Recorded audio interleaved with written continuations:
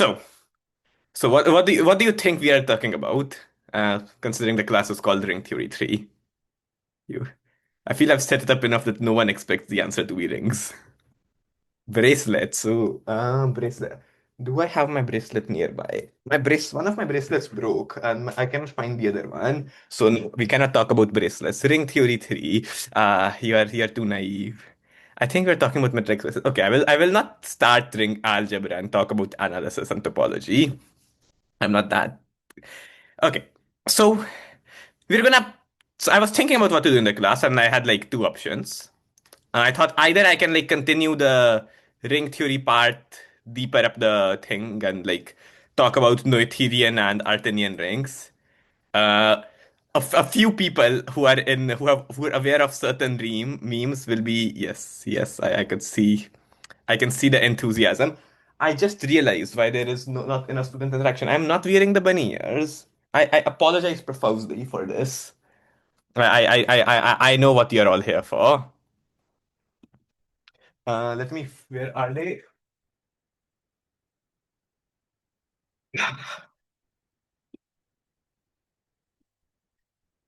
Yes. Okay. Student enthusiasm should be up by like at least 100%. Hello. People know the Artinian or Ethereum meme. Maybe I can do that. I was also thinking maybe I teach you what modules are and what is and the Cayley-Hamilton theorem. When you getting the pink version?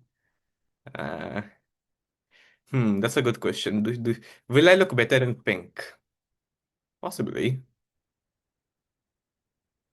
Okay, so let me actually quickly ask. Like, I'm fine with teaching both. I've not really like thought too much. Do you want the ring theory class to be about Noetherian rings and Artinian rings, or do you want modules and the Cayley-Hamilton theorem? One vote for modules, one for Noether. Okay, two for Noether, one for God. Why is the vote tied? Noether. It appears as though dictators are voting. Hmm. Two. Okay, there seems. Wait, there's multi-voting. Wait, the same guy spamming modules over and over again. Okay, never mind. Never mind. It's not as close as I thought. I'm sorry to. Wait, is that pro complex bash? Complex bash. Is that in favor of complex bash or against complex bash? That determines whether or not I consider your vote. Is that in favor? It's okay. I think at the end of last class I said I'll talk about Noetherian rings. Let's do Kelly Bakaran some other day. Okay, so we will do Noetherian rings, I guess. I'm trying to remember where I left off in the last class. The first class, I mean, everyone knows what a ring is. I hope you know what ideals are, how you quotient by ideals, uh, what is a PID, what's a UFD, and how PIDs are UFDs. I think this is all I have covered. Wait, there's a three votes for modules. Did I miscount? What if we do both? How much time do we have in this class? I'll Okay, I'll start with Noetherian and then we'll move on quickly. Okay. Anyway, so recap PID. It's not relevant to this class, but I'll just quickly say. So a PID, yes, I mean PIDs are slightly relevant. So PID is any ring such that every single ideal is generated by a single element. Uh, do you remember what an ideal is and what it means for an ideal to be generated by some set? Branch. Otherwise, yes. So PIDs are rings where every ideal is generated by a single element. For example, our good old friend Z. And also any field, but that's a bit dumb because fields don't really have any interesting ideals. Um, a UFD is a unique factorization domain, which means exactly what you think it means. Every number, A, can be broken down as a unique up to permutation and up to units. So for example, it can be broken down as pi to the ai, where, well, the order of pi you can permute You can replace some pi by like minus pi or any unit times pi, where unit just means any invertible element. Monoids instead of. And yeah, two permutation units. And all the pi's are irreducible, which means they cannot be written as a product of non-units. Like both non-units, yeah. Okay. A not zero. And D means domain, which means zero behaves well. Yeah, yeah. Are they basically generate what? Yeah, I mean, yeah, this means generator of the ideal. Yeah. And yeah, that's PID UFD. All PIDs are UFD. We did that last time, but okay. So here is the let's do some interesting stuff. Okay.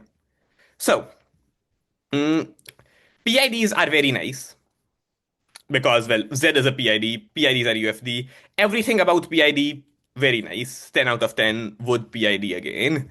Uh, and they're nice because every ideal is generated by a single element. Most rings are not PIDs, which is sad. But even if we can't guarantee that ideals are generated by a single element, sometimes in rings we can say every single ideal is generated by, say, some set S. Well, I should just write S, where S is just S less than infinity. So S is finite. So if every ideal is generated by a finite set, then we say the ring is Noetherian. So if it's all generated by one element, then it's very simple. But Noetherian rings is a slightly more general thing, but it's more general, so it encompasses a lot more things. Yeah. So does everyone understand the definition? Let me write it down. The ideal is finitely generated. Okay. Okay. Okay, we'll get to Artinian rings. Actually, if I want to prove like the main theorem of Artinian ring, like Artinian rings are Noetherian, then I do need to cover modules first. So we will have to do both. But I mean, I'm not proving that big theorem. That will take way too long. But anyway, every ideal is finitely generated. Okay. So for example, let's take our favorite examples of, I mean, favorite example Z. That's of course, what do they say? Noetherian. So because it's a PID. So in fact, PID implies Noetherian because, well, one is finite. Citation needed. Okay. Mm, here's a more complicated. So take ZX. Uh, is ZX Noetherian?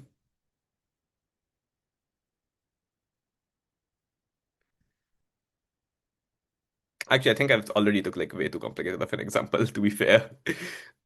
Is ZX how is there an easy way to show ZX is Noetherian? I'm thinking.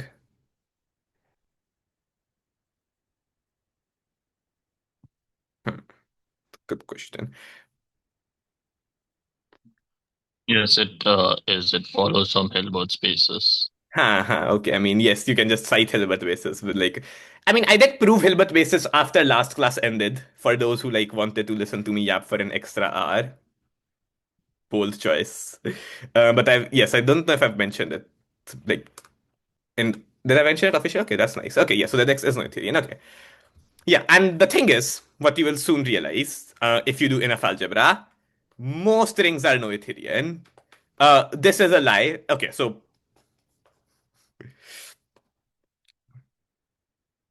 what do I mean when I say most? I mean most rings you will encounter in your life. In Evan's words, only weirdos care about non-Noetherian rings. Basically, non-Noetherian rings are very weird. They don't have very many nice properties, and overall, they sort of suck.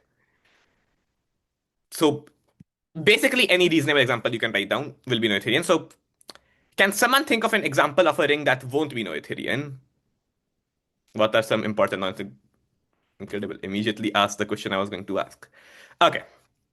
Uh, So when you say non-Newtonians, I can think of really only two examples off the top of my head. Okay, so the first example is interesting. So instead of Z, let's just take some ring R or just any field, any ring R, and consider this.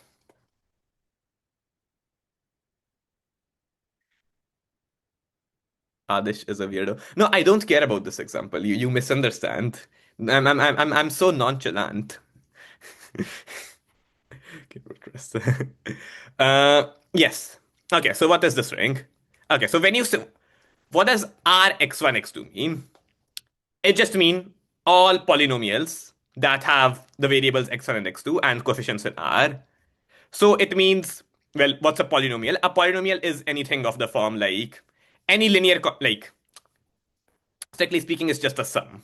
Like, you write it as some AI and like x1 to the b1, x2 to the b2, right? But the restriction is there's only finitely many terms. Like an infinite series is not a polynomial. 1 plus x plus like x square plus so on. This is not a polynomial. We require polynomials to have finitely many terms. So yes. So R x1, x2, dot, dot, dot. It just means even though you have infinite variables, you only ever use finitely many of them. Okay.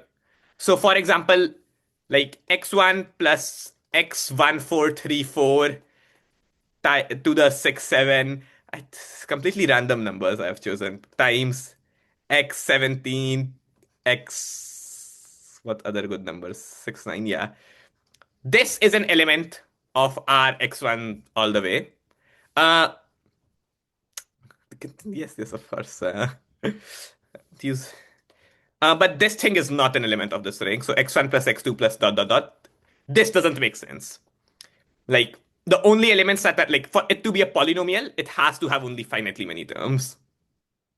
What the hell happened above? What? So I'm explaining what this ring is. R, where R is some ring, and x1 to x1, x2, x3. Dot, dot, dot. I see brain rot. Yes, I mean I took very nice examples. Yeah. So x1 plus x2 plus so on. This is not an element of the ring above. Infinitely many terms, not a polynomial. Elements of this ring are just any finite combination of, like, even though you can use all the variables at any point, you're only ever using finitely many of them. Okay. Uh, can someone give an example of an ideal in this ring that is not finitely generated?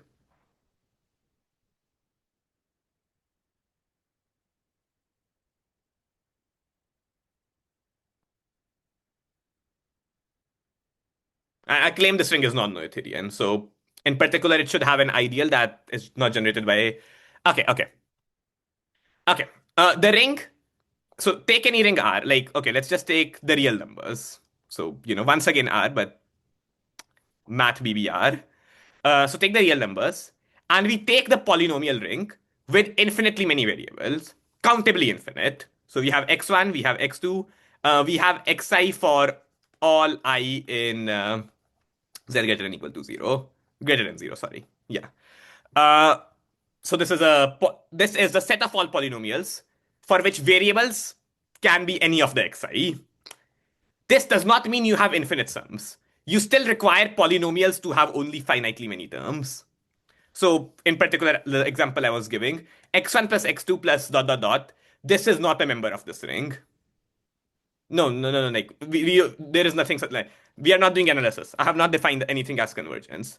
You can define like it will be much more complicated to define. We are not doing infinite terms at all. Like we just say they are not elements of this ring.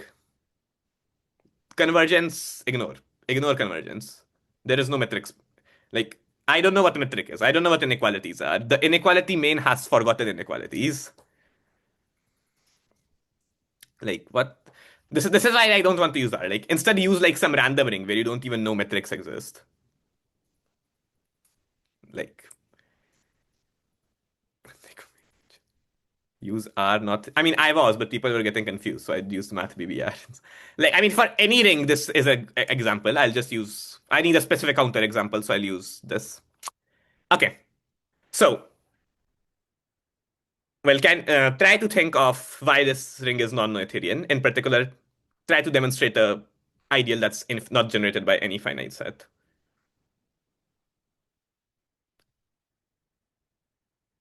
Does everyone understand what this ring is? If anyone has any questions, then you can ask.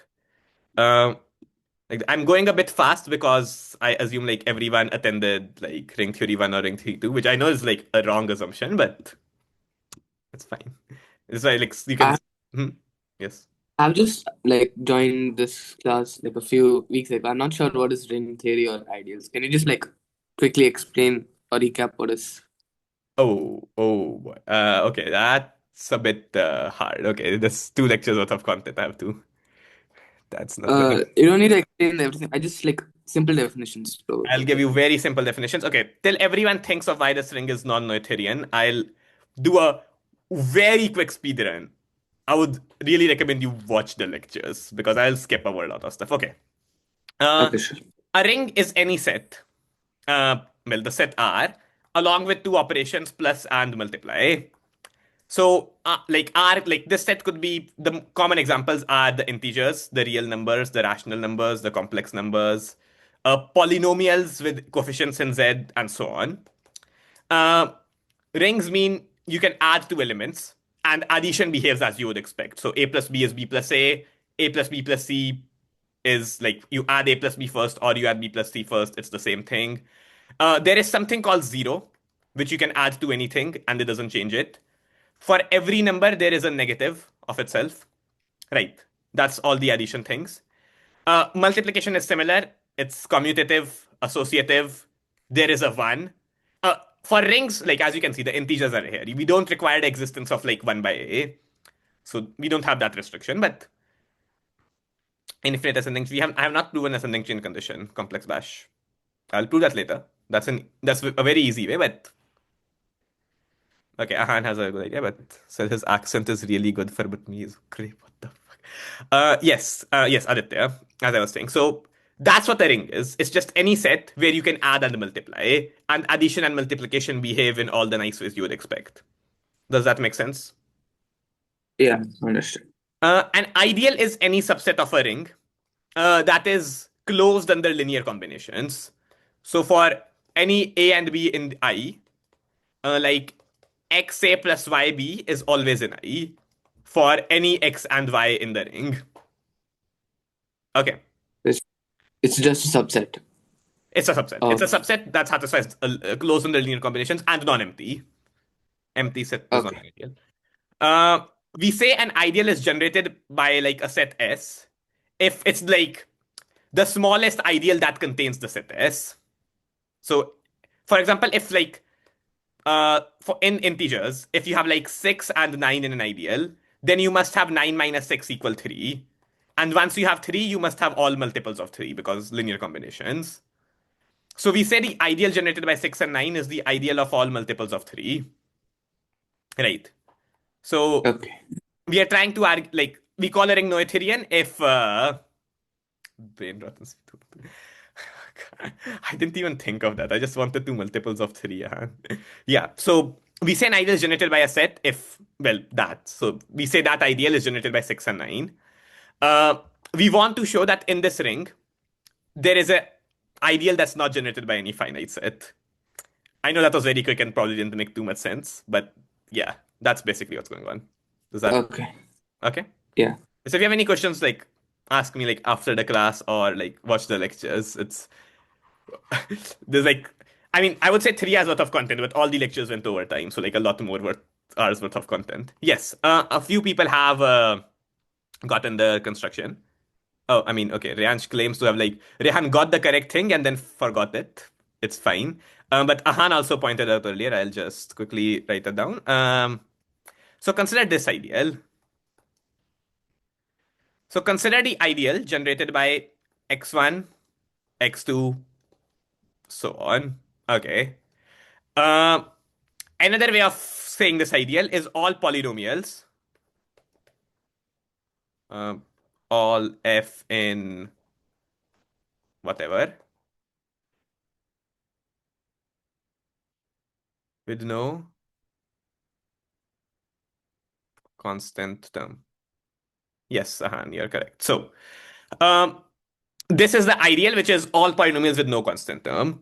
It's easy to verify this is an ideal because if you add two polynomials without a constant term, you can't spontaneously create a constant term. Same with like any sort of linear combinationing, right? And the other way to say this ideal is the ideal generated by x1, x2 all the way. Okay. Why is this ideal? Well, not finitely generated. So suppose for the sake of contradiction, it was generated by f1 to fk for some finite k. What goes wrong? Ahan, or Priyansh, or anyone. Because suppose it's finitely generated, then it has some largest variable number. Exactly.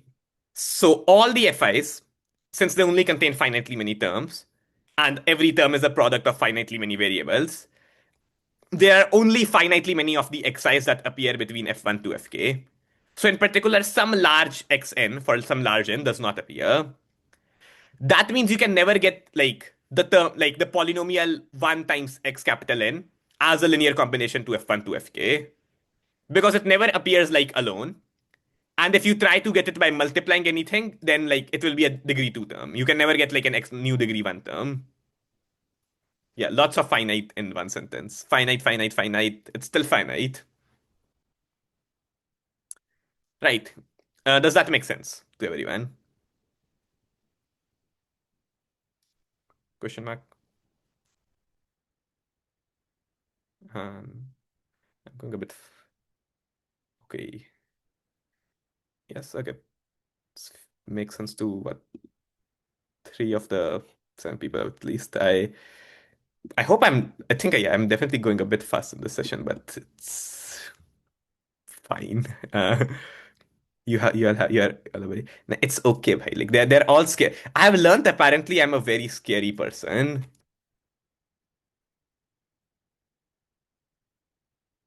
Let him realize what?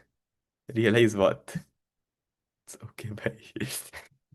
I disagree with this sentiment. Thank you, thank you. Anyway, so that's the major example. Here's another funnier example. So consider the ring. Once again, let's take the real numbers because why not? Consider the ring Rxy. As scary as one with money is. I'm very scary. Rxy. This ring is Noetherian due to Hilbert basis, a theorem which I think I briefly mentioned in ring theory too. I will mention it again. Hopefully, prove it. Question mark. Yes. This ring. Well, we'll take a very specific subset of this ring. Uh, maybe try to remember. Xy square. Yes. Mm. So the set of all. This is a subset. This is not an ideal. S and R, such that Rxy. Um, such that. Uh, okay, how will you write this? So S is like some constant term plus like some term with X plus some term with Y, then plus some term with x square plus xy plus y square, and so on, right? That's what a general polynomial looks like. So we want uh all the polynomials where there is no term which has only like y to the n. Like a0 is fine, but if any finite power of y appears, there must be an x next to it. Okay. This is a subset of that. This is not an ideal because you will notice like 1 is in S, but 1 times y is not in S. Right. So these are all the terms where what you can think of them is as uh polynomials in x and xy. You can never get y alone. Okay. Does this make sense? So this is the set we are considering. You y can't have real powers, what? That's not how polynomials work. Powers are naturals. Uh, wait, why xy can't we get? Yeah, you can have x square y cube. I don't. Oh, sorry. Ah, I see what you mean. Ah, never mind. It's the point. It's this. It's actually this. You are so right. I typoed. Yes. It's actually this ring. And once I write it like this, you can see why it will be non-Noetherian. That is a very big typo to make. You are very correct. Yes, I was like, wait, why is this non-Noetherian? Like, this should be non-Noetherian. Yes. So, the special, once again, for similar reasons as the previous ring, you can show that this is non-Noetherian. Once again, take the same ideal. Things with, no, bro had one. Job had one, bro. What? Yes. Uh, take the rings with no constant terms. Take the things with non-constant terms, and similar argument you can do, like you can say, take the largest difference between the powers of x and y that appears, blah, blah, blah, bounded, blah, blah, blah, large enough difference doesn't appear, blah, blah, blah. So this ring is not Noetherian. The interesting part is this ring is completely contained inside the ring Rxy, which is Noetherian. So yeah, non-Noetherian rings can like show up in a lot of weird places. But that also like tells you, this also tells you why we don't talk about subrings. Oh god, I am not weird. No, chat. I don't care about this example. No.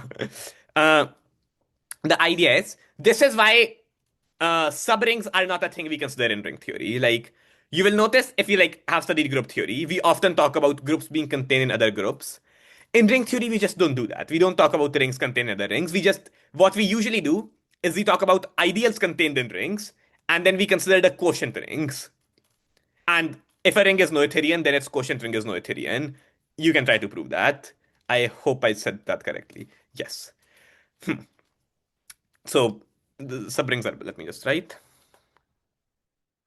Subrings are bad. Okay, does that make sense to everyone? Yes. Okay. Yes, and yeah, what does not make sense? Oi, complex passion. Let's make a quote book on his class. They keep falling for it. It's so easy. Huh. Zoom out. Hmm. You're all guinea pigs. They're puppets. They're all puppets in my game. What? Yes. Okay. Now let's mention an equivalent condition for a ring being Noetherian. Okay. So, if you will notice, in okay, let's go to Z and think about what does it mean for an ideal to be contained inside another ideal. So, in Z, we already know that all ideals are principal. So we have N1 contained inside N2. When does this happen? Or let's make them not equal.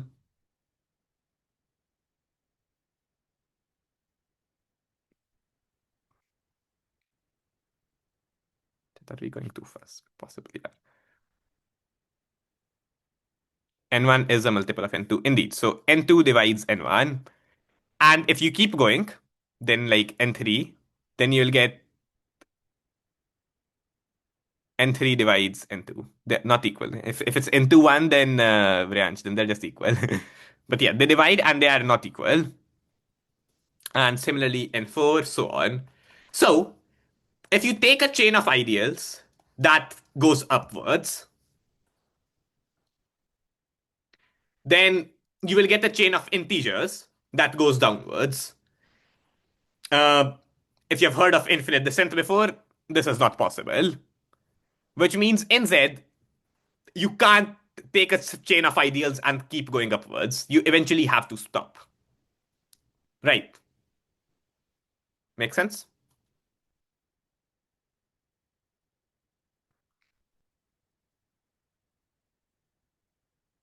Hmm?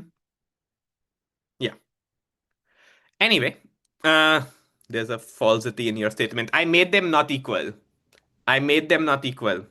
Calm down. And okay, yes. So what you're gonna say, like the absolute values are decreasing. And yes, I know you can insert a zero at the end, ignoring the zero. I'm not falling for your tricks. Yes, but is that what you're gonna say, complex bash? Or is there like more false things that's it? No, Yeah. there's another false thing. What's another false thing? You stated if you know about infinite descent, that's not possible. Uh-huh. I didn't say only if. Even if But you that implies that if you don't know about it doesn't infinite descent, it does not you no no I did not say if and only if. Nah, nah, nah. I'm not falling for your nonsense here. Kira versus. Am I Kira or am I L? No, no, no. You are. Even if you don't know, then like there's no infinite chain. But like, yeah, I think if you know, then there certainly isn't. Kira, I am Kira. Oh no. Oh, I don't like where this is going. Oh no, but L died. Oh shit, did I just spoil Death Note for everyone? Shit. Oops. Okay. Uh, yes, ignoring that. Bro, it's me. This goes on YT. I know. I know. Yes, I know this goes on YT. Anyway, so that's the ring. That's yes. Coming back to topic. Let's stop getting distracted and focus. So yes. So in Z there is no infinite chain of increasing ideals. The claim is this is true for all Noetherian rings. In fact, it's an if and only if condition. Noetherian is equivalent to no. It's called the ascending chain condition. There is no infinite ascending chain.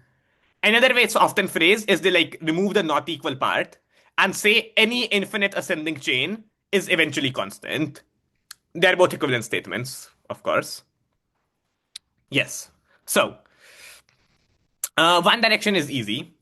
Prove that not Noetherian implies, well, there is an ascending chain. It is axiom of.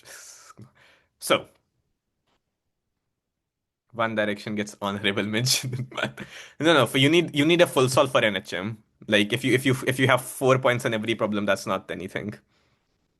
I mean that might be bronze. I don't know. Silver could probably 4 into 6. That's 20. Oh, that's silver probably. Uh, depends on the year. Anyway, but let's get us our silver medal. Like how do you prove not Noetherian implies there's an ascending chain?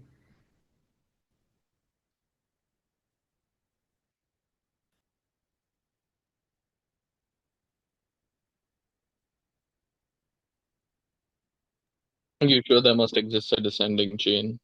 This descending chain. Whoa, whoa, what? Actually, is that the easier direction? Have I misled you? Might have. No, I don't think. I think both directions are actually equally hard. Show me any direction.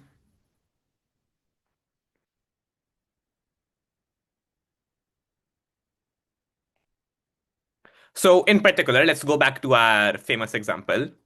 So, Can you take sort of like take an infinitely generated ideal and just take chains in? basically, yeah, yeah. So, what you said, okay. So, let's look at this ideal. In fact, so we know our infinitely generated ideal was this. So, x1, x2, dot dot dot. Um, so consider the chain x1 contained inside x1, x2, contained inside x1, x2, x3, and this is an infinite chain. But you do have to prove that.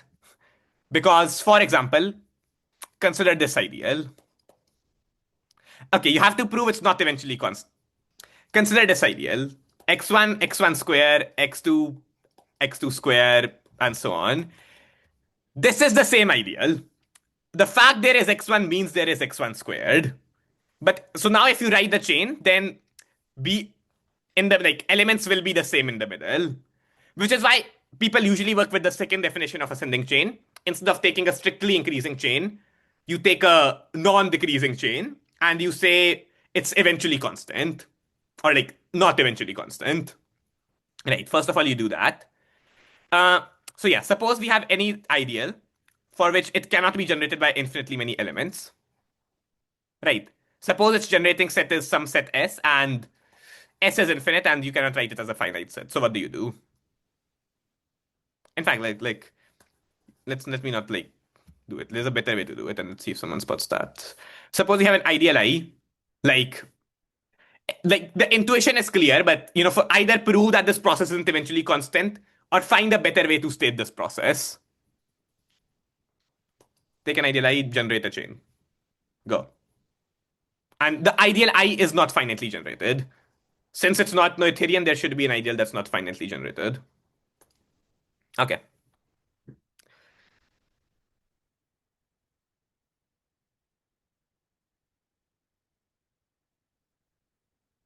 So, does everyone understand the question? Like, you all have the intuition, just rigorous size I. Okay, I'm not processing this shit. What are we doing? Okay. So we are trying to prove this ascending chain condition is same as the ring being Noetherian. Do you understand what the ascending chain condition is, Ahan? Yes. Okay. So we are currently trying to.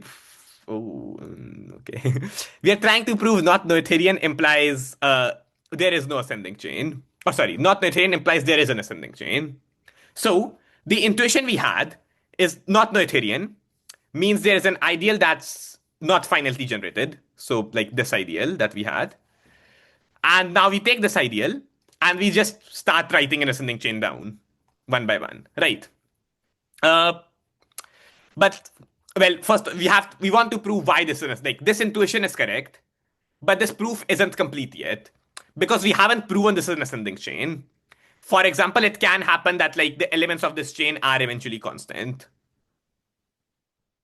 Just we are just trying like the intuition is correct, the proof basically works. I'm just asking you to write this a bit more rigorously.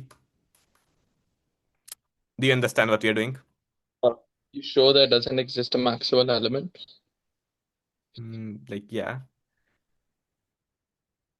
Ascending can't have infinite ideal. I mean, we are trying to prove that. Like, you can't cite this theorem to prove the theorem. Anyway, I meant this by the. Sure you did. Sure you did. What are field? Fields are ring where you allow division without except zero. Then you zero you don't divide by.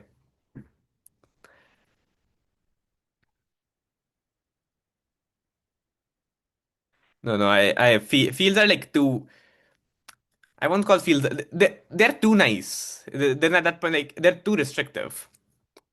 Interesting maths happen when there are some restriction. Oh no, when there are not that many yes in the middle. Oh, bye complex bash. I'll miss you. I might start elliptic. Oh, whoa. On the video. Hmm. Okay. Anyway, I'll just say what you're doing. Okay, so here's the dumb fix. So what you do, you pick an element in I, you take the ideal generated by I, like A1. Okay, this ideal cannot be all of I because then I would be finitely generated. So there is some element A2 that's not in A1 but is in I. So that means this is a larger ideal. Once again, I can't be A1, A2, otherwise I will be finitely generated. So I must have some extra element A3. And you keep going. Uh, the key difference in this argument is in the previous argument, we were sort of assuming there is an infinite generating set. And well, there is always a generating set. But the thing is, the infinite generating set could be a bit dumb. Like, this is an infinite generating set, but it's like, it can clearly be made smaller. Here, we don't assume any generating set. We just keep taking new elements. And that works. Nice dumb fix. Thank you. But does everyone understand why the fix was needed and how the fix works?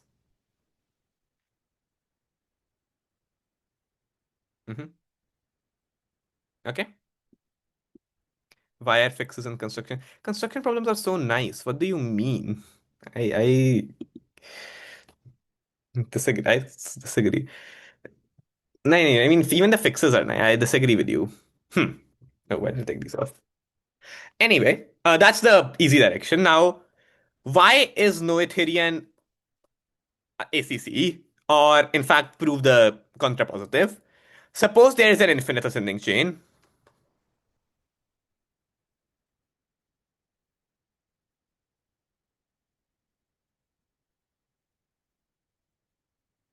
Prove this.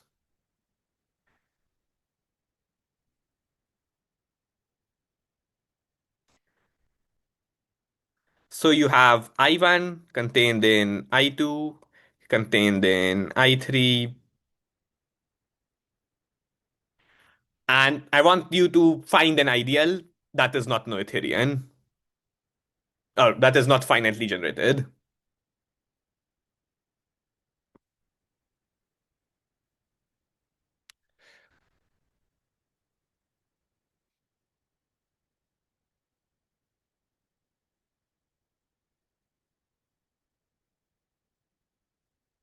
Do you understand the problem?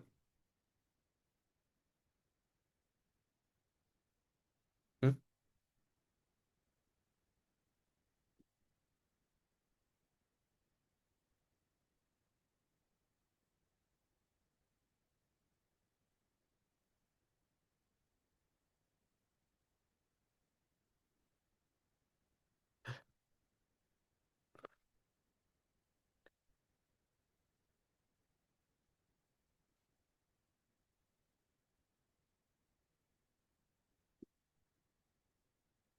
So what does your intuition say? So, I mean, we went one way. We use the infinitely generated ideal, or not finitely generated ideal, to get an infinite chain. How do you think we can go the other way? Just any dumb idea. Consider ideal generated by all generators. Yes. Yes. Basically. Uh okay, yes, you are right. So the idea is like if I is generate like assume for the sake of contradiction it is yes, let's do this. Okay. Assume for the sake of contradiction that the ring is Noetherian. So I1 is generated by a finite set S1, I2 by a finite set S2, I3 by a finite set S3, and so on. So what you are saying is consider the ideal generated by uh, union I equal 1 to infinity Si. Right. Right, Ahan? Yes, indeed. My claim is, by the way, this is the same as the this ideal. You could just take the union of all the ideals.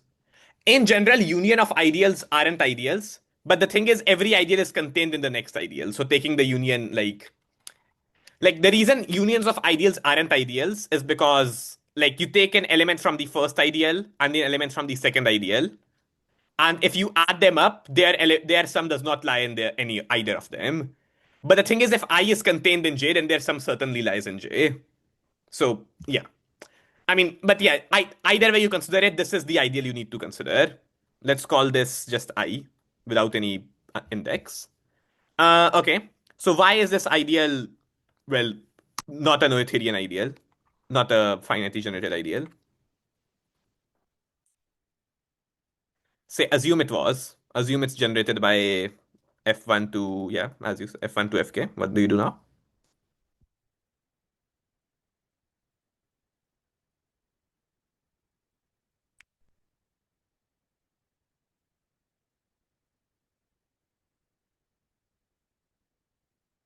Then all ideals are generated by this. Uh, ideals.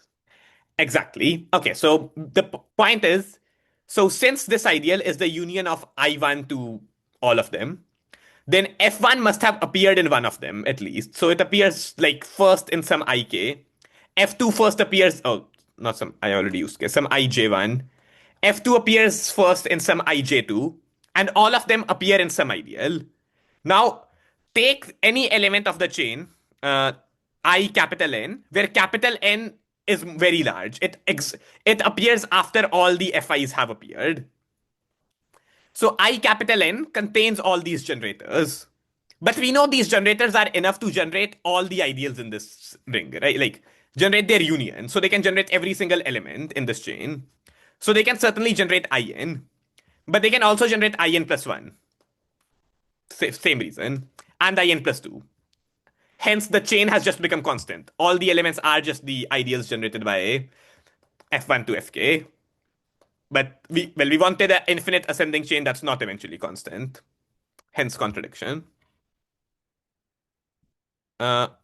Different ahans. Ahan and ahan. Does that make sense? I thought it was the same message.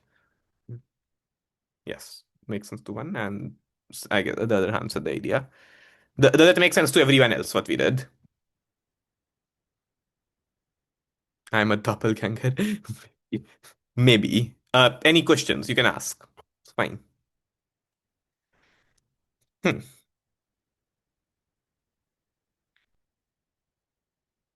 Hmm.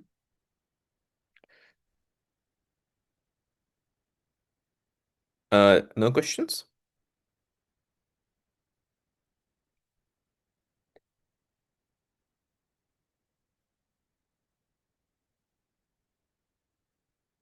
Okay. I'll assume it makes sense. If you have any questions, just ask. Like, I am not scary, contrary to popular belief. Actually, could you repeat that Yes. part again? Sure, sure. Okay. Mm, with sentiment, do you agree? So, Ashwat, you understand what you're trying to prove. You're trying to prove that given an infinite, if we have an infinite chain, then the ring cannot be Noetherian, right? Yeah, Okay. So assume for the sake of contradiction, the ring is Noetherian, right? Now, yeah, consider this ideal. Consider this set first of all. I'll prove it's an ideal. I equal 1 to infinity of all the. So I've taken the set that's just the union of every single ideal that appears in this chain. Okay. yeah, So now suppose there are two A and B in this ideal, I, right? Then A must have appeared in some like I K1 and B must have appeared in some I K2. Right? Because they are in the union, they must have appeared in some element. Right? yeah, So that means A and B are both in I, like the max of K1 and K2. Because it's a chain, every smaller thing is contained in the larger thing. Right? yeah, Since A and B are both in there, all linear combinations of A and B are in this ideal. Right? yeah, That means they are in the union. yes, So that means I is an ideal, in fact. Okay? yeah, So now, since got I it. is an ideal, if we assume for the sake of contradiction R ring is finitely generated, then I keep missing. R ring is Noetherian. Then I must be generated by a finite set. Let's call that set F1 to Fk. Okay? Does that make sense? Oh, so then at one point you won't be able to. Yes. That means like all these F1 to Fk are in the union, so they must appear in the chain. That means after all these elements appear in the chain is constant. Yeah, got it. Yeah, Okay. Maths is so thank you. nice. Yes, that's fine. Yeah. Maths is so nice when there are no numbers involved, which is a big problem. But like, hmm. Ha, constant. Yes, exactly. We want non-constant ascending chains, or not eventually constant ascending chains is the language mathematicians use for ease. Hmm. Anyway, so this is a Noetherian ring. Now, this is a notion that's very much less useful, but I will define it. Artinian ring. Now, Noetherian ring talks about there is no chain of ideals that ascends and is eventually constant. Right. Artinian rings go the other way. Artinian ring says that there is no chain of ideals that descends and is infinitely constant and is eventually constant. Okay? Unlike Noetherianness, even not weirdos, even people like me, I know those are different things. Even not weirdos care about non-Artinian rings. Uh, for example, let's go back to Z. Is Z Artinian?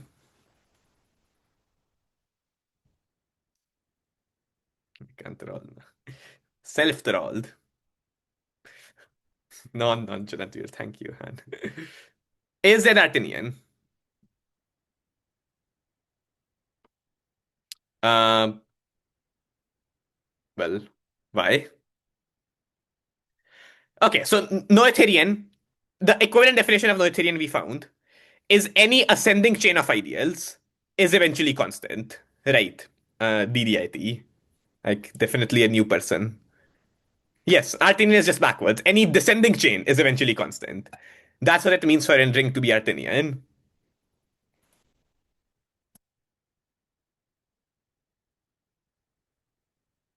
So is Z Artinian? Z is not Artinian. Demonstrate to me an infinite chain. Is it because, I mean, 1, 2, and then what?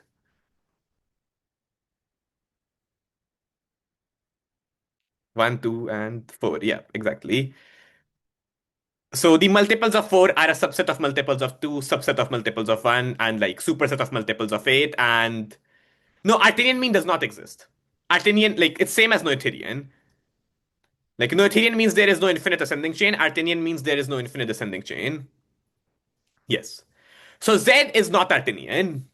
Okay, now, uh, I care about Z, but I am a weirdo, so that doesn't count. But you all care about Z, and you are not weirdos. Ergo, non-weirdos also care about Artinian rings. Yes. So Artinian is a much more restrictive and a much less nice condition. Who says you? So at least a non-empty subset of you are not weirdos, and at least a non-empty subset care about Z, and there is at least a non-empty intersection between those two subsets.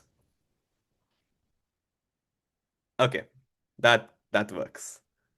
This is the true of every math. Huh. So, but the meme, the sort of meme that I have spread throughout Math Holly is that all Artinian rings are Noetherian.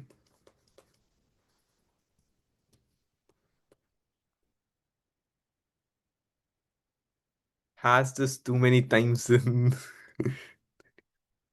check in. I know what table did. I made. Hmm. Oh, not me. Oh, okay. Okay, I guess I'm not finding. Okay, that's fine. Yes, this is a very famous theorem. In fact, there's a the part that like is not like it's not short enough to memify. It says Artinian. Yes, Artinian implies. Wait, I'm trying to remember the thing. Yeah, no, so okay, I'll just say this. Yes. Okay, yeah, I remember. Artinian rings are equivalent to noether with dimension 0. I know I have not defined dimension of a ring, and I won't. Okay, I will. Fine. I will define dimension of a ring. Final dimension. Okay. So, Noetherian puts a. Noetherian says that all chains eventually stop and become constant, right? Uh, Let me think. How do I want? What's the best way to do this? See this. I keep making off by one errors, but so first of all, you only look at chains of prime ideals. So I'll define dimension as this. Only look at chains of prime ideals and non-constant chains, right? Contained in Pn. Okay.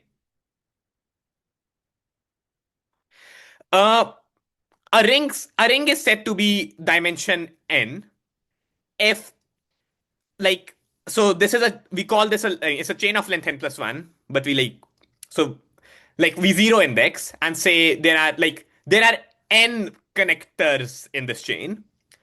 We say the dimension of the ring is the least upper bound of all these of the like lengths of the chains. So if every chain has size less than equal to 5, then it's dimension 5. Least upper bound dimension, yes. Also, like if there is no least upper bound, then the ring is infinite dimensional. Now, what's the dimension of Z? Wait, so we take the longest chain of ascending ideas, longest There ascending might chain. not be a longest chain, which is why we like used least upper bound. Uh, Okay, we say that like it's the smallest number that's at least as large as all chains. And if there is no such smallest number, we say that it's infinite dimensional. I see. I mean, if the dimension is finite, then there is a largest chain. Let me just tell you that. If the dimension is infinite, then there is cooked stuff. For example, like if you had defined it with with just ideals instead of prime ideals, and if you had defined it, yeah, if you defined it ideals instead of prime ideals, even though we know Z has no infinite ascending chain of ideals, it has arbitrarily large finite chains. Like you start with like some p to the n, it's contained in p to the n minus 1, contained in p to the n minus 2, and so on. So all chains terminate, but we can make a chain of very large length. Infinite dimension. Oh, a prime ideal is uh, okay, you don't know question things. So like it's an ideal satisfying if A and B are in the ideal, then either A or B is in the ideal. So the idea is think of prime numbers. If a prime number divides the product of two numbers, it must divide one of them. So prime ideals are just a generalization of prime numbers. Okay? Yes. What's the dimension of Z?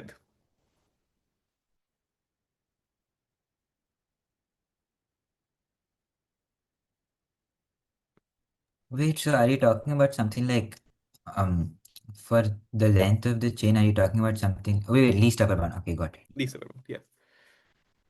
Okay. So then it would be infinite, right? Oh no, but like I just like gave an example, but like the definition of dimension requires prime ideals in the chain. No, for Z, I'm saying. Huh, but like these are not prime ideals. Oh, okay, okay.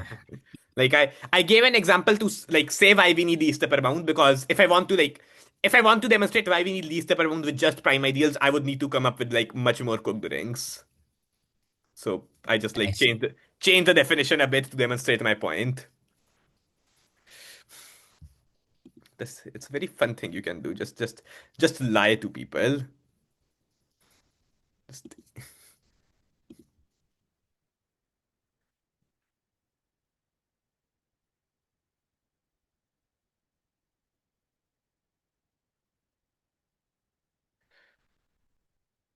Wait, then it's just one, right? okay. Why is it well proof? Um, okay. A prime ideal is essentially of the form like you have a prime. Mm-hmm. Okay, one second. It's generated by a single prime number, asterisk, but we'll come back to the asterisk. So you are saying, well, like P can't be contained in Q because primes are not multiples of other primes. So, but like we are zero Yeah, indexing our chain. So why is it not dimension zero? I see. So what is the dimension of Z?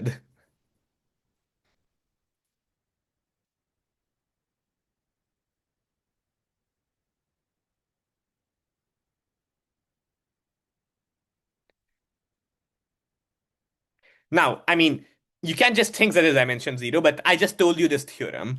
If a ring is noetherian and has dimension zero, then it should be Artinian. So if Z we know is noetherian, we know it's not Artinian. So it was offended by me, apparently. It disconnected me. But yes. Wait, what happened in the chat go to yes. Isn't Hmm. zero itself a prime ideal? Zero itself is a prime ideal. So it's dimension one. That's the asterisk. There's one more prime ideal. It's a dumb one, but don't feel too bad about missing it because when I first told this theorem to Anando himself, yes, he was like, wait, so why isn't Z Artinian? Ananda, IMO 2423. Not heard of him? Yeah, not that famous. Yeah, probably. Some random guy. Mm. Anyway, yes. So Z is dimension one, but okay. I've yapped a lot, and a lot of people should be wondering, why do we care? Like, I know everyone wanted me to teach Noetherian, Arthenian, and dimensions because, like, the meme, but why do you care? I have not proven the last theorem. Like, who? Uh, the last theorem is just if a ring is Artinian, if and only if it is Noetherian and has dimension 0. How do you even motivate this? What? How do you How motivate? do you the Oh, Noah that's an insane question. Very good question. I have no idea. I don't know why this theorem is. This like I do not fully understand this theorem, but I mean, okay, I can give you some ideas, I guess. But okay, let me actually explain what dimension means intuitively. So here's actually like I was reading a lot about like the philosophy of maths recently, and okay, let me. Do I yap about philosophy to you? Do you people do people care? Sure. Oh, people care. Damn, that's crazy. Um, okay. So, maths is sort of like there's two competing philosophies of maths, quote unquote. As a responsible, I must ensure philosophy, being Socrates student. So one is called Platoism. Platoism is well what Plato thought, like all objects, like every mathematical concept is based on an object. We do geometry because, well, it really exists. You can measure lengths and stuff. Like numbers represent physical quantities that you add and all that. Every mathematical concept is based on something real. Formalism, on the other hand, is like, no, this is all nonsense. Maths is just manipulation of symbols. You write down axioms, you use logic, you find all the logical conclusions of these axioms. The fact that they happen to be related to real objects is a coincidence that we don't really care about. This is what maths is. I agree with two. One is more peak. Yes. So I'll tell you the truth right now. As someone who has studied maths for a decent amount of time now, your average working like okay, this is not my opinion. This is like the consensus in the field. Um, your average working mathematician is a Platoist on weekdays and a formalist on weekends. So, but the point is, when you're actually doing maths, even if you don't want, you imagine these things mean something. When I say a circle, I do not, I think of a circle. When I think of an angle, I imagine like there is an angle here and like it's on my paper. It's same as the angle here. Or in a more abstract sense, when I'm doing NT, like even if I can't imagine anything in my physical world, I do imagine something. I imagine polynomials are some creatures that behave in some ways. If yapping is your power, what are you without? God. Yes. Although mathematicians also, when confronted and asked what maths is, they like to not pretend that that thing like this isn't real. Even if this is how you think about maths, it should be treated more formally.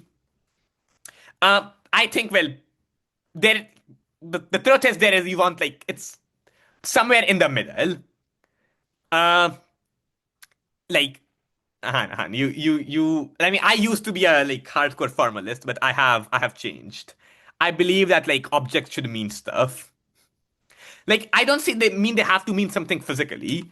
I don't require my Grothendieck universes to mean something, but I want to be able to imagine something. I want to have some intuition. For example, there was very interesting blog I read recently. The reason formalism cannot be like completely correct is if formalism is correct, then the only like if you write a mathematical statement and then you write a proof, the proof is either correct or it's completely incorrect. Right. You can do infinitely intelligent. What does that mean? Yeah. Either a proof is correct or it's incorrect. There is no something such thing as like fixable. Right. Like it's just a set of logical deductions which is either correct or you made a mistake somewhere and then the entire proof falls apart. But that's not true. Like right. So I believe there was a recent thing where something called crystalline field theory. I do not know what that means. Please do not ask me. Where Kevin Buzzard was, or a colleague of his was going through it, and found a mistake in one of the foundational papers, like back in 1961. One of the lemmas was proven incorrectly. The formalist view should just say that maths is like it's over. Every single thing that's based on crystalline field theory is now false. But that didn't happen. People found a fix. And people knew there has to be a fix because even if I have no idea what crystalline field theory means, it makes intuitive sense to them. They know why fields behave in certain ways. This is a 50% chance. Yes. They know why things behave in certain ways. And yeah, so the idea is maths is not like a brittle tower of glass that will shatter if any piece breaks. It's more like pottery. Even if there are cracks, there is some intuition of why they are fixable. It is also like the blog post was basically mostly based on AI doing maths. So, for example, if you throw like $2 billion of compute power into like some new model of Claude and throw it at the Riemann hypothesis, and it provides like a billion line lean code which proves the Riemann hypothesis, which no human can ever understand.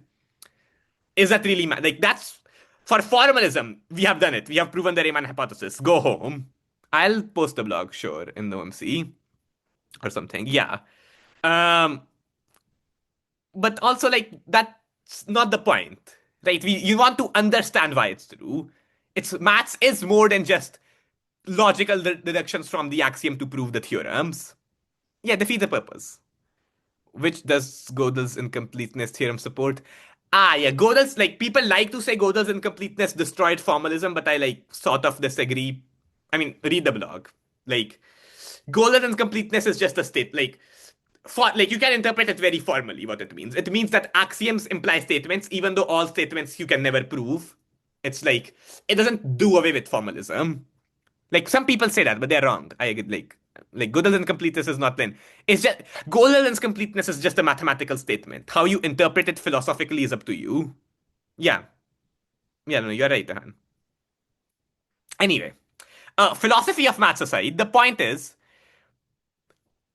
most mathematics, as fun as it is to just study random maths, eventually you want your objects to mean something. Like I know, like I disagreed with this when I was studying maths. I just wanted to study random objects because they were cool. But like the point is this theorem, like you have no intuition for it. What does this mean? Right. You want something you can imagine, something you can at least understand what it means. Right. Oh, yeah, Hilbert's the blog post talks about Hilbert and his wretched curse. It's very funny.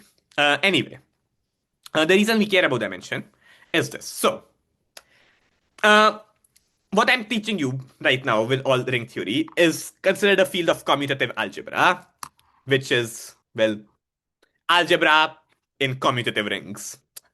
Shocking, I know. Uh, it is mainly used in two areas of mathematics: analytical number theory and algebraic geometry.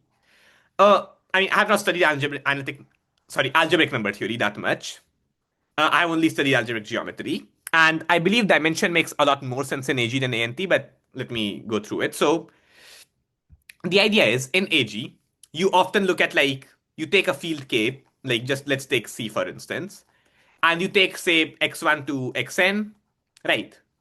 Now, any, take like, say, take like C to the 1, that's like one dimensional space, complex space, so the plane, and there are curves in that plane.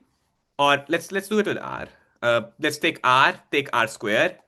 So curves in R square are cut out by, well, polynomials. And suppose no, these are not elliptic, they're just curves. The idea is if you have any ideal of R x1, x2, corresponding to that ideal will be a possibly empty set of points, which is the set of points where all polynomials in that ideal vanish. The reason we are looking at ideals is because, say, P1 is 0 at the origin, and P2 is 0 at the origin, then all their linear combinations are 0 at the origin. Right? So it makes sense to consider all linear combinations. So, ideals what ideals mean in at least these rings, they correspond to variety. Variety is is the general name given to curves, right? Prime ideals correspond to varieties that cannot be reduced. Like, for example, the pair of two lines, that variety, you can break it down into smaller varieties. This is what it means for an ideal to be prime. It cannot be reduced further. And the dimension of an ideal is sort of related to the dimension of the variety. So, for example, if you have R cube, a plane is two-dimensional, and its corresponding ideal will also be a two-dimensional ideal. Right. So what it means for a ring to be noetherian is sort of, well, not exactly, like, because noetherian is, it's weird. Like, we usually only like look at prime ideals when we are looking at, you look at irreducible curves. But you can see how all these notions correspond to geometric ideas you're aware of. Now, the philosophy thing I said, talked about earlier, it doesn't have to be based on geometric intuition. For example, ANT has no geometry, but you can still build great intuition there. It is like, I'm doing AG because I know that, but like, Platonism doesn't mean only do geometry. No. Yeah, but anyway, uh, so that's the thing. This is what dimensions mean. This is why all of these ideas are worth caring about. And all the theorems I said earlier sort of tell you, well, how curves in higher dimensions behave. And then once you understand the connection, which I do not claim to fully understand as of yet, then you will understand why all of these theorems make sense and are intuitive. Anyway, that was a lot of yap.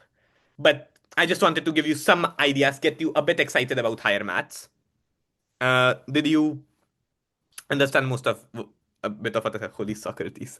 Did you understand? I mean, you don't have like it's philosophy. Like people agree to disagree. I just wanted to like tell you why you should care. I know a lot of you will like care anyway. Like I know I was like that. I did not really care about why maths is useful or like what it means. But like I once again, I don't mean Platoism is not do applied maths. No, I detest applied maths. It's it's more of you imagine the objects actually have meaning and they exist as more than just symbols on a piece of paper that with implications. Yeah. Okay. Does that blah blah blah make sense somehow? Why should a symbol? Yeah, it's more. They shouldn't like you. This is the issue with formalists. Apology. You forgot GGB. What? I'm not doing AGG in GG. Anyway, Artinian Noetherian rings aside, yes, I'll just state the theorem that I've stated in multiple lectures now. Uh, if a ring R is Noetherian, then the ring Rx is Noetherian. This is called the Hilbert basis theorem. Uh,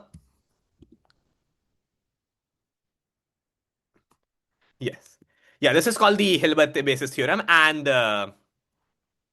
I believe I covered a proof of this after last class and did, and I don't really like want like I would say you can try to prove this. The proof is very interesting and it's very Olympiad flavor. Uh, if I will give you a bit of a hint as to how you can do it is basically the idea is if you have any ideal of Rx, just look at all its constant terms. Yeah, I'm. Hey, Reanshan, calm down. Shush, shush. Don't tell them that. Don't tell them what I'm doing. Take all its constant terms, they form an ideal, and they are generated by a finite set. Then take all the linear polynomials that were not already generated, and their leading coefficients, they will form an ideal generated by a finite set, and you keep going. And then you prove that this process must terminate. I gave like, I did it in like detail in the ring theory, like, it's not recorded, which is a bit sad. If anyone wants a detailed proof, I don't know, like I might want to go after this lecture. I think I'm busy, but you can DM me. But the proof, try to do it yourself. It's very interesting. Or you can like read, does Napkin have a solution? I think Napkin has a solution. Anyway, does everyone understand the statement of Hilbert basis? I think I've like said it enough times that I don't want to go over it again. Like I know like I always said it unofficially, but I think everyone still attending classes was like some of them at least were like attending like staying back and hearing the mind yap. Oh, it makes sense along with the arrows I drew. That's crazy. Like the arrows making sense. You have achieved like you understand like the Aadishian language to a level like no one else does. That's crazy. Yeah, high level of comprehension. Huh. Have you considered doing linguistics, Ollie? Mhm. Anyway, blah blah blah blah blah. That's Noetherian Artenian. That's Lodes's. I believe we have like covered enough of the basics of ring theory. We might want to move on to something interesting. Let's. I mean, okay, there are 4 minutes to end of class, so I can end class or I can yap a bit about modules. Very little to get you a bit excited. Like, let me yap. We can. I don't know. Extend it 4 more hours. Okay. I'll just quickly tell you what a module is and what the Cayley-Hamilton theorem states. Okay, modules. So, modules, once again, are sets. Take a set, call it M. Okay. The set M has structure. Cayley-Hamilton is more generally a theorem of modules. All vector spaces are modules, so you can restrict it to them, but Cayley-Hamilton is more general than that. But yeah. Uh, Modules are sets with addition. So, in fact, like the idea is modules form an abelian group under addition. So you can add their elements. There is a zero. There is negatives. Addition is commutative and associative. Okay? But along with that, there's also a ring R. What does this mean? Okay, and dot. Okay. So modules have a lot of things with that. So first of all, there's a set M. Okay, M is the set. Like it's the set of elements of the module. Okay. So plus is an operation on the module. Addition. You can add elements of the module together, subtract them. Yeah, add and subtract. Modules only have addition for now. Okay. If Can you modules be negative as well? what? Like, can modules contain negative elements as well, or Yeah, is they're it only required to. Like, the axioms are like so. Plus satisfies a plus b. So like plus is like plus is a function m cross m to m, such that a plus b equal b plus a. Uh, a plus b plus c equal a plus b plus c. There exists 0 in M such that a plus 0 equal a for all a. And for all a, there exists minus a such that a plus minus a equals 0. For, yeah, commutativity, associativity, identity, inverses. Uh, Also called M plus is an app group.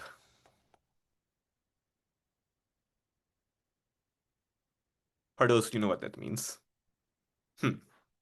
Okay, but modules have more structure than that. So along with every module comes attached to it. This is all in everything is in napkin. Every anything you need to learn will be in napkin. Yes, you can read this from napkin. So napkin covers modules. I'm pretty sure, definitely. I didn't read modules from napkin, but it definitely covers them. Along with modules, there comes a ring. The ring also has its own operations of plus and multiply. It's just like a normal ring, right? The idea is you can multiply elements in the module by the elements of the ring. Okay, so those you have studied vector spaces before. Vector spaces are a set which are form an abelian group, and you can scale the elements by the vector space, like elements of a field. Yes, exactly. Modules are vector spaces, but you're scaling by your scalars are rings, elements of a ring, and not elements of a field. Okay, so that's what a module is.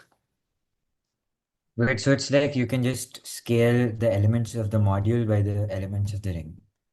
Yes, and the scalar satisfies like the scalar operation, the scalar multiplication, like it associates with the ring multiplication and it distributes over both types of addition. And zero, if you scale anything by zero, it's the same thing. If you scale any like it's zero. If you scale anything by one, it's the same thing. Like the scalar multiplication behaves in the way you expect it to behave. Vector spaces contain vectors. It's more accurate to say vectors are elements of vector space. Like you define vector spaces first. But anyway, does everyone understand what the module is? If I want to say it rigorously, I would say there's a operation R cross M to M, and it satisfies like write down the properties. A dot B plus C is A dot B plus A dot C. Uh, 0 dot A is 0. Like these are different zeros. This is the 0 of the ring, and this is the 0 of the module, but we use the same notation for that. So for example, first of all, uh, here's the claim. All abelian groups are Z modules.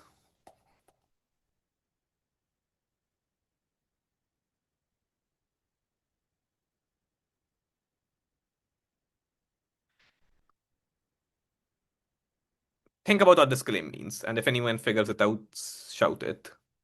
Please don't shout it. Just say it in a normal voice.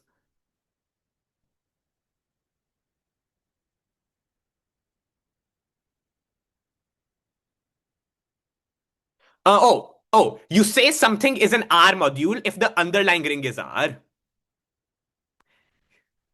Yes, yes. Why randomly study group theory? I do realize, okay, I never actually defined what a group is. So I'm sort of expecting you already knew that, which is a bit unfair.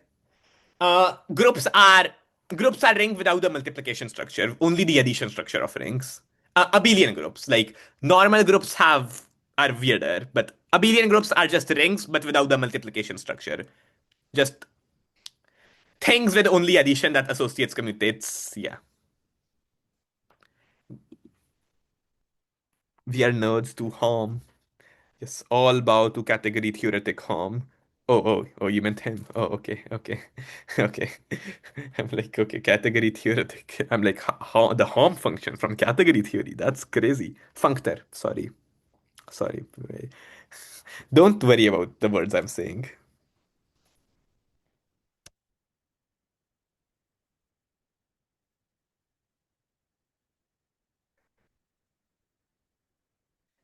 This proving. No, I care about Z modules. I don't care about app groups. Don't ignore the fact they are the same thing. I care about Z modules. I do not care about abelian groups. I admitted nerd ending. Did I do that? Did I admit nerd already? That's crazy.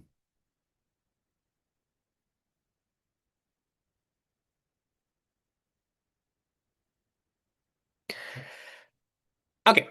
So take a set M. So we know, okay, suppose we have an abelian group and we want to give it the structure of a Z module. Right.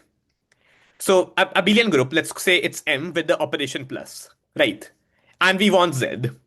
So all we need to do is define the scalar multiplication operation, right? How would you define that? Ashwat. So, yes, sorry. I was hoping everyone knew this, but I knew someone would not know this, so I should have just defined it. Okay. An abelian group is just what a module is, like the first half of a module. An abelian group is a set G along with an operation of addition, and addition satisfies commutativity, associativity, the existence of a zero element, and the existence of negative elements. Got it. Yes. Thank you. Yeah.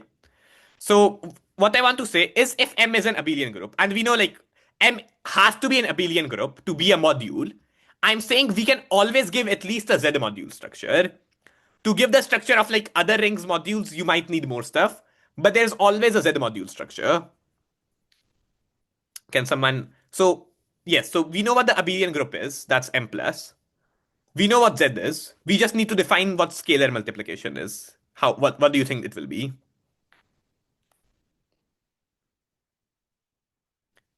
So suppose you want to scale an element of M by say 7, 6, 7 in Z, or minus 6, 7 in Z. So how would you define minus 6, 7 dot A?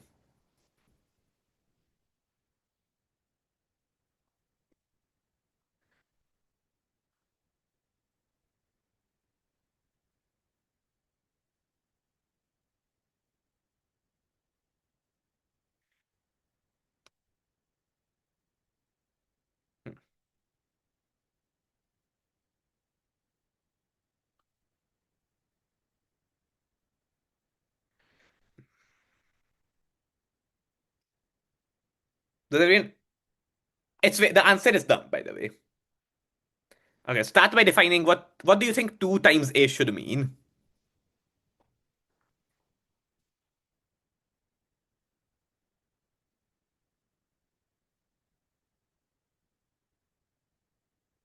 A plus A, exactly.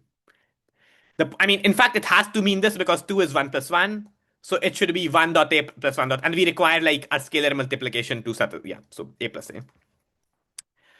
Yeah. And that's it. Like any n times A is just A plus A plus A n times. Uh, so any abelian groups, you already have a notion of scaling by integers. Just add it to itself that many times. Or if it's negative, add the negative of itself to itself that many times.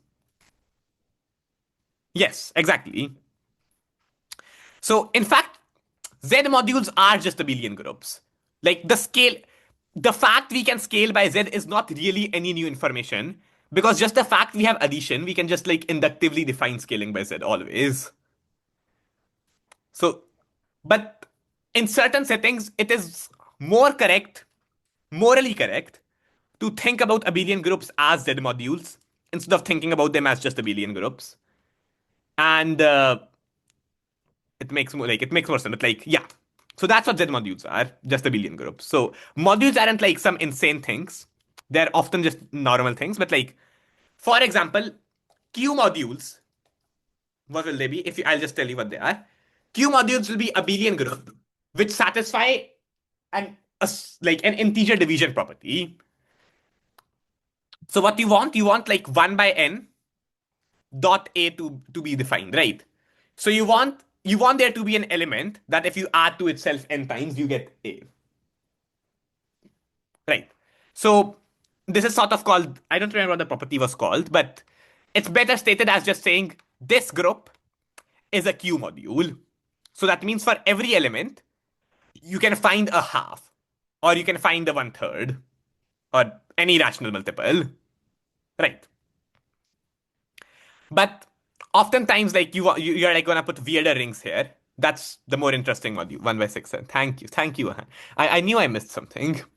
I'm glad the students are learning. Okay, so that's what modules are. Now, one thing you can do in any sets which have an addition structure is quotienting. Okay, so I'll tell you. So suppose if you have M1 and suppose it's contained in M2, a module M2, okay? You might be winning the game. So what you can do, and oh, they're both R modules. When we say a module is contained in a different module, we require their underlying ring to be the same. Okay. So, what do I want to say? What do I want quotienting to be? Yeah. Yeah. So, am I being dumb here? Let me just think. I might be being dumb here. Probably not being dumb here. Uh, yeah, not being dumb here. Okay. So we say, like M2 quotient M1. So you remember we have quotiented rings by ideals. So what did we do? We defined like it's basically saying we are looking at M2 mod M1. Okay. So you can work through definition yourself. But what you say A and B are same. You say A and B are related if A minus B is an element of M2. Okay. Now take the set of equivalent classes.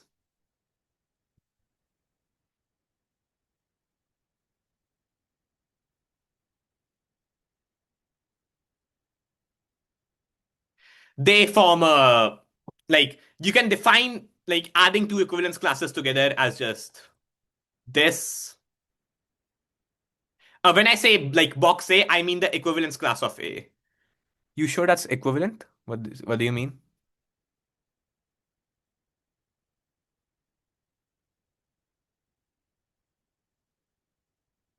So I've defined a relation on M1, which is like we say two elements are related if their difference is in M2. Okay, fine, like, ठीक है. Huh. Yeah, and like that's an equivalence relation. So, like, go back to like ring theory 1, look at how we defined quotient rings, or like go to the start of ring theory 2. I defined them better there. And you can see how quotient modules are defined in a very similar way.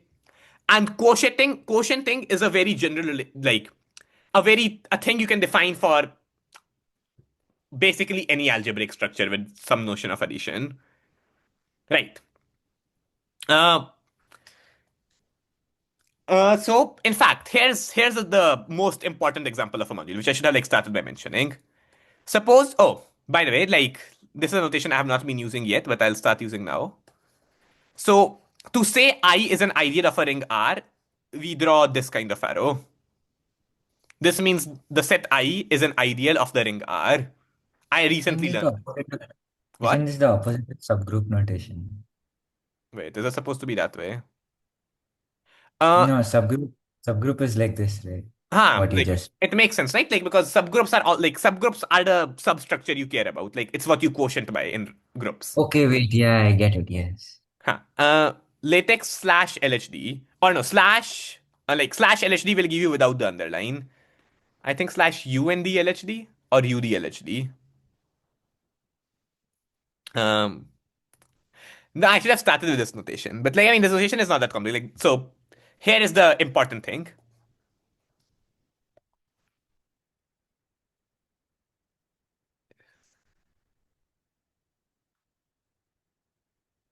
This is what's important here.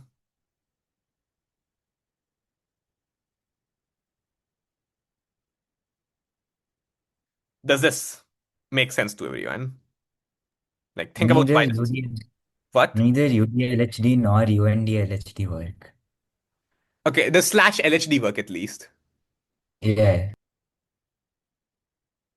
LHD works, but for the line it doesn't.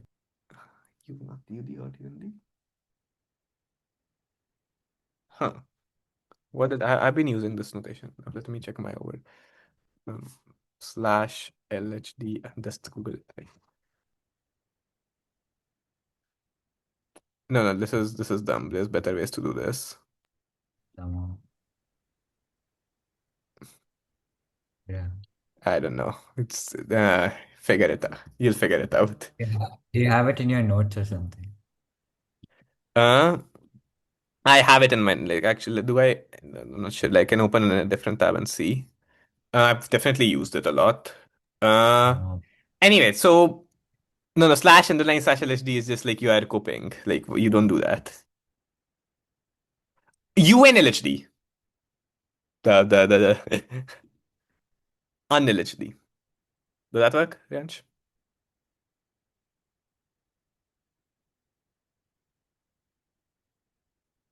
That should work. Hmm. Yeah, it works. Anyway, so this is the most important reason we care about modules. An ideal is just a module over the ring. Oh, no, I shouldn't say equivalent. I should just say implies. Sorry. Think about what this means. An ideal is closed under addition, and it has zero, and it has negatives, of course. So an ideal is a abelian group under addition, and you can scale by elements of R. So I should just be thought about as a subset of R. Oh, this symbol means I is an ideal of R. I just Oh, got yeah, yeah.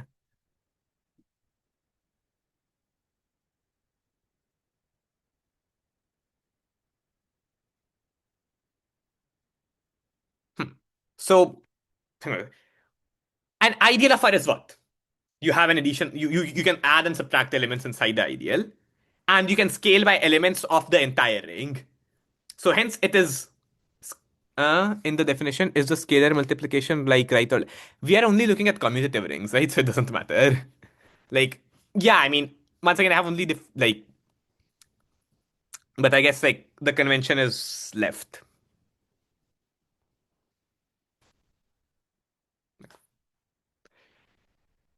I mean, but like if it's a right module, then you can also like call it a R module, but like you take the module like the scalar multiplication to be the right multiplication. But yeah. Mm. Does this make sense to everyone?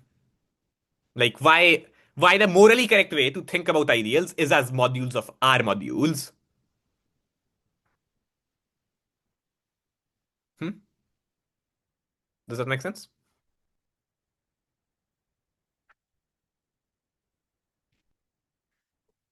Hello. Are people alive? Void close chat. That makes sense. Wait, can you repeat? I'm claiming that ideals of a ring are R modules. Oh, Uh, what? I see. Do you understand why? Wait, let me think. Hmm.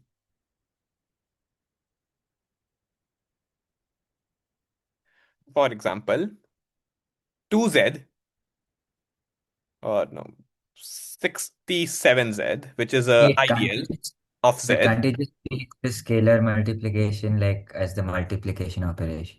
Yes, exactly. That's the point.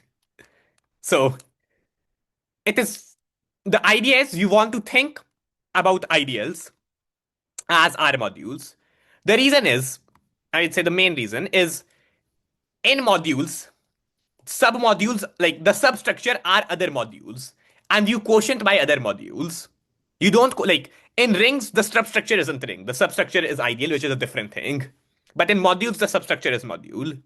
So, first of all, using the ascending descending chain conditions, you can define like you can have definitions for a module being Noetherian and Artinian, right? You just say a module is Noetherian if there is no ascending chain of submodules, and Artinian if there's no descending chain of submodules, right? Right, it's the same, it's a similar definition. Yeah, but now you use like just the chains condition. You don't like no longer think about them as like generating by a infinite set or not. Uh, that's how you define Artinian Noetherian modules. And the what you want to do to prove the theorem I said above, you want to relate the rings Artinian Noetherian to the modules Artinian Noetherian. Like, and the way you relate them is by using this thing that you think about ideals as R modules. So the ring being like so, I believe the lemma is, if I remember, R is Noetherian.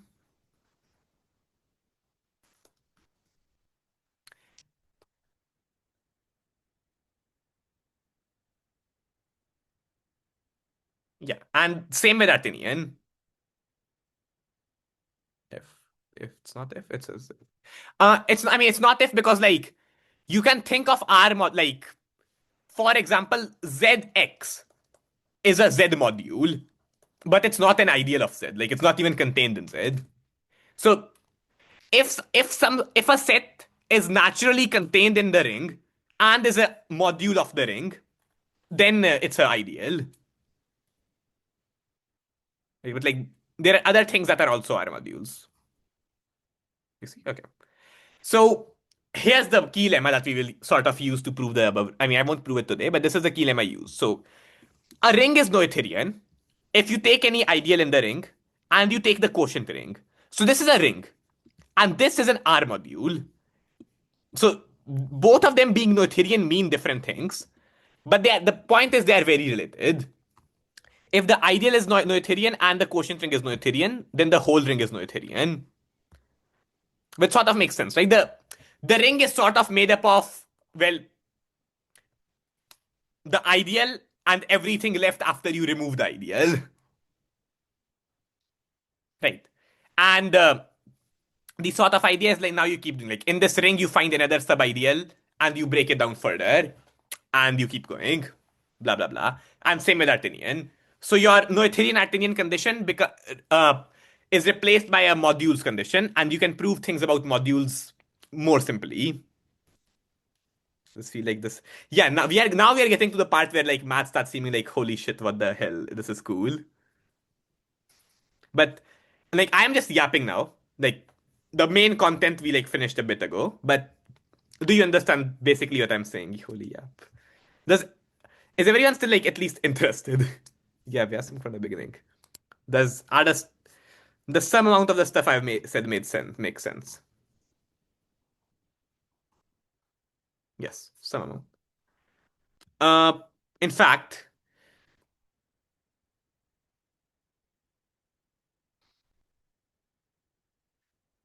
This problem, Oh, yes, I've heard of this one. Yes, I've heard of this. this problem is basically the entire structure of the problem is the fact that R is a Z module. And it's more morally correct to think of it as a Z module and not as a what is called abelian group. I mean, it's up to you. You might disagree with me, but yes, this problem follows from this fact, sort of, and the axiom of choice, but whatever. Then you can just go to A-ups and search it up. Didn't use printer. You're giving some example. Shocked. You're like, how did I use 2022? No, I'm not quotienting the ring 2022 by the ideal A6. This is the year and the shortlist number. Yeah, that problem. You're correct. The idea is you prove that the image of F forms a Z module. And in fact, any Z module can be the image of Z. It's very nice. I think post 5 or 6 there has like classifies all functions as some Z module things. Anyway, so this is what modules are. And I guess to end off, like I promised Kaylee Hamilton to some people, so I'll say it.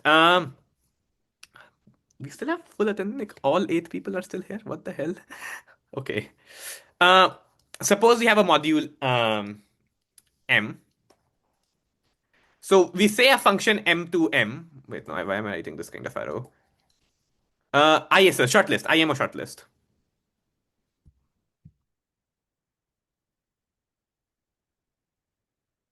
Uh, we say a function phi m to m is like I mean in general to like different modules m to n is a homomorphism if well it preserves like these are both R modules for the same ring R.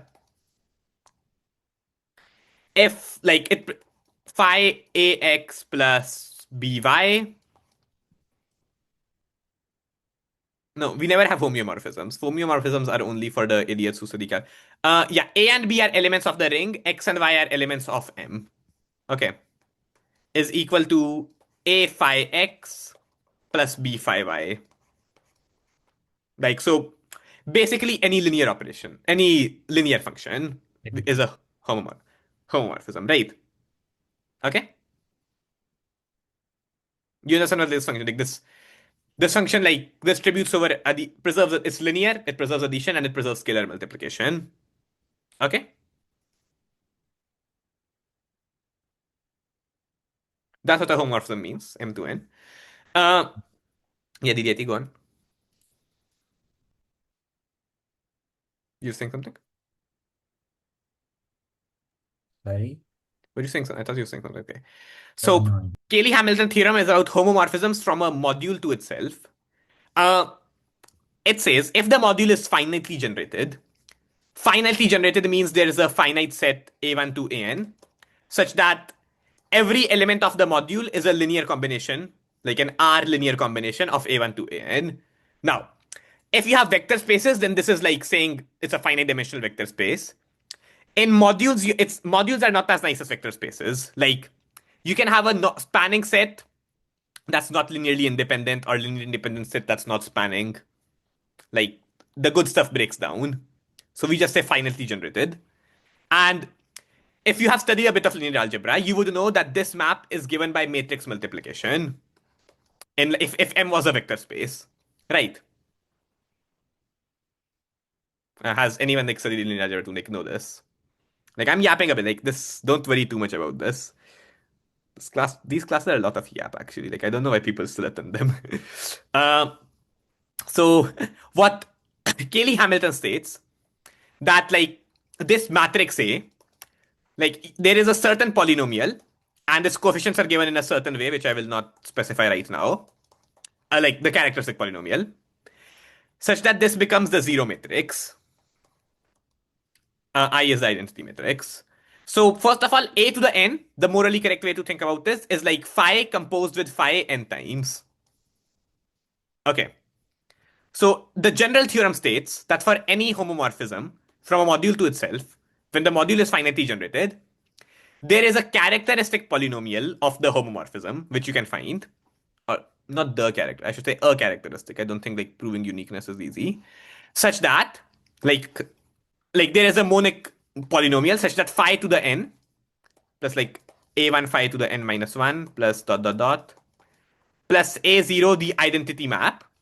This is the zero map. So this like sends all of m to 0.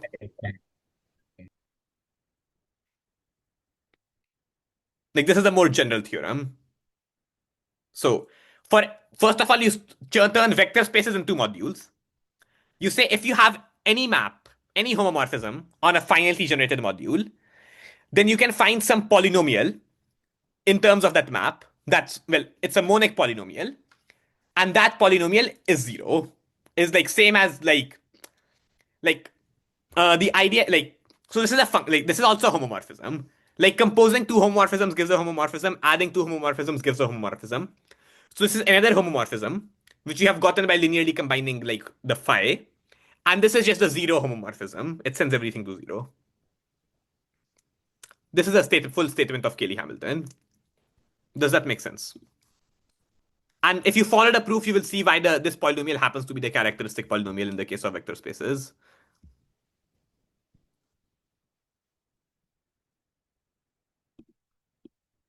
Okay, so much yap there, but do people sort of follow?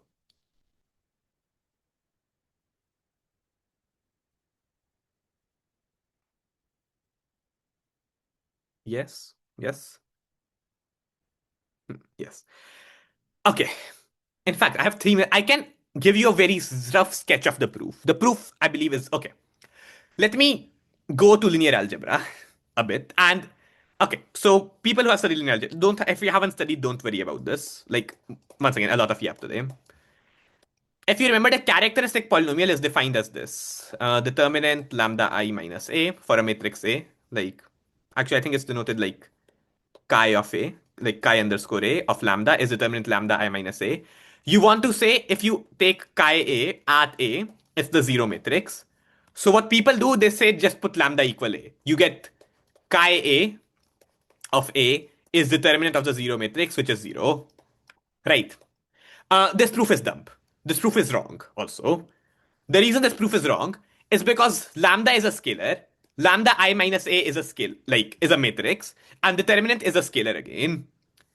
Putting lambda as a matrix changes everything. Because first of all, this is the zero matrix. This is the zero scalar. These are Wait, then different. how is chi of A even defined then? Chi of A is defined as you just take whatever the polynomial ends up being. Right. Suppose the polynomial happens to be lambda n plus a1 lambda to the n minus 1 plus dot dot dot plus a0. Oh, sorry, an. You just define chi a. Like chi a is a polynomial. Like if you interpret it as a function, it takes in like real numbers or any element of the field. But you can sort of plug in a. But now it's no longer defined as the determinant. It's just defined as whatever the polynomial happens to be when you expand the determinant. You take that polynomial and then you plug in a. Just and like yeah, you put the identity matrix here to make it make sense. Do you understand that? Yeah. Like, like it's no longer based on the determinant definition. It's just you take the determinant and you plug in a. This proof is dumb, stupid, and wrong, which is why there are much better proofs using eigenbases and stuff. Here's the thing. We can make this proof work using modules. Dumb, stupid, wrong, but it also just works. So here's what we do. Okay, so take phi. Phi is a homomorphism, right? From a module. Oh, sorry. Sorry about that. From a module M to a module M. Yes, I'm very. What? From a module M to a mod itself. Okay. Now we assumed that M was finitely generated. So every single element, like suppose it's generated by A1 to AN, right? So phi A1 is, let's call them M1 to Mn. I want to use A for the coefficients. So suppose M is generated by M1 to Mn. That means every single element of M is expressed not necessarily uniquely. Like vector spaces, you have unique expansion. Here, that's not necessarily to be necessary to be unique. But M is expressed as a linear combination of the mi's. can be expressed in at least one way. Okay? We have exceeded 2 hours. Yes, no, we have not. I started 7 minutes late. We have 7 minutes. I can finish this in 7 minutes. Trust me, trust me. Okay. So think about phi mi. We know it can be expressed as a linear combination in one way. So let's think of phi mj. Weren't we supposed to be? You are so right. Call this. Okay, let me explain what has happened here. Genuine request finish in the yes. Okay, I will do that. I will do that. Uh, don't worry. Sorry. Yes. So it's finally like take all the generators. They are linear like phi mj will be some element of the module.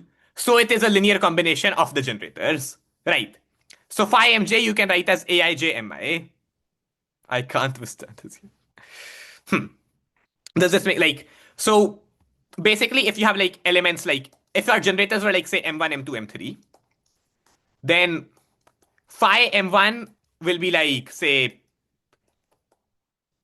m1 plus m2 plus m3.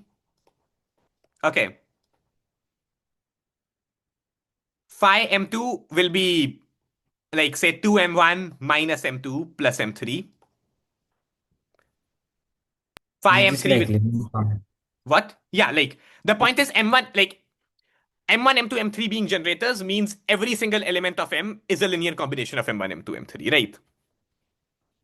Yeah. So that means phi m1, phi m2, phi m3 are linear combinations of m1, m2, m3, right? So I'm just calling coefficients of those linear combinations aij. So in the expansion of phi mj, the coefficient of mi is aij. Okay, right? Do you understand, Riansh? Everyone else? Ahan? Ahan? Yeah. Okay? Yes. Okay. So first of all, this gives you like you can express the map as a matrix. So any element, yeah, Teres, I don't think you understand. Any any element of m, you can like m is equal to what? Some summation like bi mi, right? So you can express it as like a vector, which is b1 to bn, right? And you can express this map as just multiplying by the matrix whose which is like a11, a12, so on. Right. I'm trying to figure out whether it's aij or aji I need. I think it might be like a21 instead, but mm, the variant sort of like this makes a lot more sense if you have like studied linear algebra before. So if you have not, then don't worry too much about this. I'll potentially recap this again, but people wanted to hear me out, so I keep yapping. Like, okay. uh Potentially. Do people sort of understand? Right. Take linear algebra class serious. Maybe I will probably, hopefully. I don't know. Um, okay, anyway, but here's what we do now. So what we wanted to do. We wanted to do this proof, right? We are saying the characteristic polynomial is this determinant, and we want to put lambda as the matrix. But lambda is supposed to be an element of the ring. Right? We can't put a matrix in there. Right, that's the issue. Hmm? Right? So here's what we do. So M is a R module. Okay? I will say that we will take M to be a module of Rx, the polynomial ring with a variable x. Okay? Now, what does this mean? So first of all, the M plus structure has not changed. Right? Like M is still the same thing. You add, subtract in the normal way. The question is, what does it mean to like, if you want to multiply elements by elements of R, that's still the same thing. Right? 2 minutes. That's okay. Speed up, speed up. I want to define what it means to multiply m by x. So I say I define x dot m to be equal to phi of m. So I define the multiplication by the variable x to be the same as doing the homomorphism defined above. In some sense, x is the matrix, but I have instead made it the element of the ring itself. This is a So for module. example, Hmm. what about like x square dot m? x squared of m I define as phi square of m, like I phi too. of phi of m. It seems like cheating, I know, but you can do like this is a module, right? It's allowed, right? You're just defining an operation. I just defined this to be a module. Now, I have defined this to be a module, so it makes sense for me to like, now it makes sense for me to like, okay, so let's use y here. Actually, let me put y here instead of x, so it makes sense, like, it makes more sense, y. Now, once again, like, we have this. Our homomorphism is given like this, right? So, the idea is this. So, once again, you define chi a of lambda to be the determinant of this matrix, right? Now it makes sense to put x here. Let me actually like do it in like a slightly better way. So the matrix A times any element of M is the same as the element X of the ring Rx times M, right? Multiplying by the matrix is same as multiplying by the like element X, right? That's by definition of X, right? Does that make sense? So if you rewrite this, a minus ix times m, 1 minute, it's over. A minus ix is always 0. And now the point is, hence you're done. Like, so you multiply this, like the way you formally finish is you multiply this by a minus ix adjoint. And then you get determinant a minus ix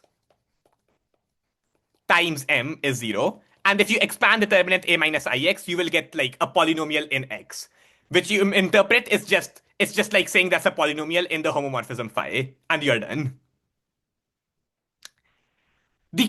None of the maths of this proof was hard. The hardest part was realizing our definitions allow us to do crazy things, just like change the ring that the module is based on. And yes, we are done. GG's. Exactly 2 hours.